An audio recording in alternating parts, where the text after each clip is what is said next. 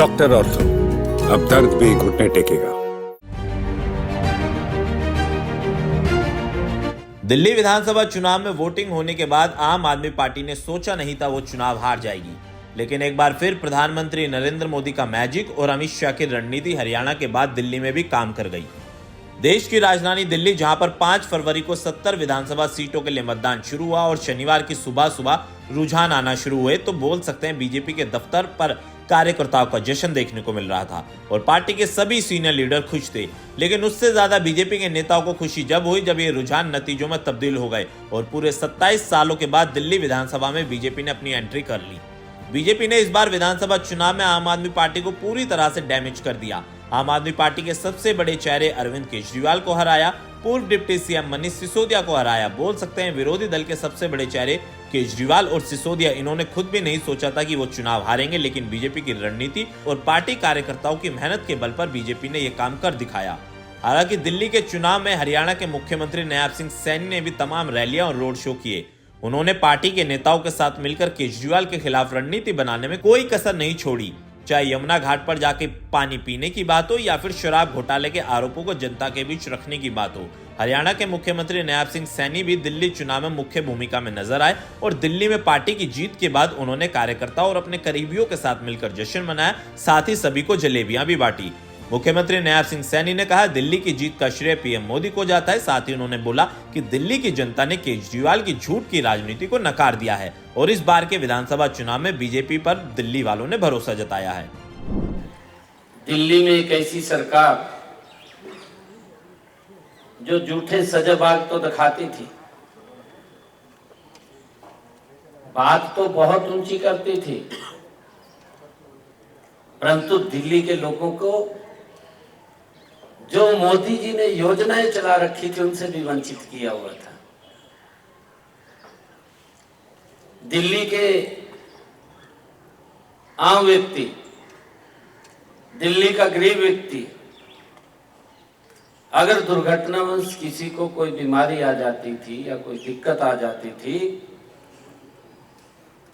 जो मोदी जी की आयुष्मान योजना है उससे भी वंचित किया हुआ था, लाभ नहीं मिल पाता था यहाँ के लोगों को। पिछले 10 वर्षों से यहाँ एक ऐसी झूठ का जो पूरा का पूरा औरा खड़ा किया गया, अपने आप तो कुछ किया नहीं, दूसरे के ऊपर आरोप लगाते थे। ऐसा मुख्यमंत्री हमने पहली बार देखा कि अगर वायु प्रदूषण होता, हरियाणा के किसान को दोषी ठहरा देता, पंजाब के किसान को दोषी ठहरा देता कि पंजाब का किसान, हरियाणा का किसान पराली जलाता है और उसके कारण से दिल्ली में प्रदूषण हो जाता है। यमुना के लिए बोला कि मैं इसको स्वच्छ करूंगा, साफ करूंगा। जब चुनाव आता है दिल्ली के लोगों से बोलता है कि मुझे माफ कर दीजिए, एक समय और दे दीजिए, मैं इसको स्वच्छ करूंगा। और जब दूसरी बार वो समय लेने के लिए आया तो उसने दिल्ली के लोगों को कहा कि मैं 2025 तक अगर साफ नहीं कर पाया तो मैं वोट मांगने नहीं आऊंगा। नयाब सिंह सैनी ने कहा, हमारी पार्टी ने हरियाणा में बेहतर प्रदर्शन किया था, जिसके बाद हरियाणा में विरोधी दल के नेता बोल रहे थे कांग्रेस आ रही है, लेकिन पीएम मोदी और अमित शाह समेत सभी नेताओं की मेहनत हरियाणा में रंग लाई थी और हम हरियाणा के बाद तीसरी बार सरकार बनाने के साथ साथ अब दिल्ली में भी हमने 48 सीटें जीती है, जो हमारे सभी कार्यकर्ताओं के लिए गर्व का पल है। दिल्ली के अंदर भी हरियाणा का मैंडेट, जो हरियाणा के अंदर 48 सीटें दी हैं, क्योंकि हमारे परिवार के लोग यहाँ रहते हैं, उन्होंने भी दिल्ली में 48 सीटें देकर के ऐतिहासिक जीत नरेंद्र मोदी जी की नीतियों को स्वीकार किया है। आज मुझे खुशी है कि मोदी जी की वो तमाम नीतियां, सभी योजनाएं अब दिल्ली के अंदर लागू होंगी। गरीब व्यक्ति को आयुष्मान कार्ड का भी लाभ मिलेगा। हमारे दिल्ली के किसान को उसकी फसल के अच्छे दाम मिलेंगे। हमारे दिल्ली के लोगों को पर्याप्त और स्वच्छ जल मिलेगा।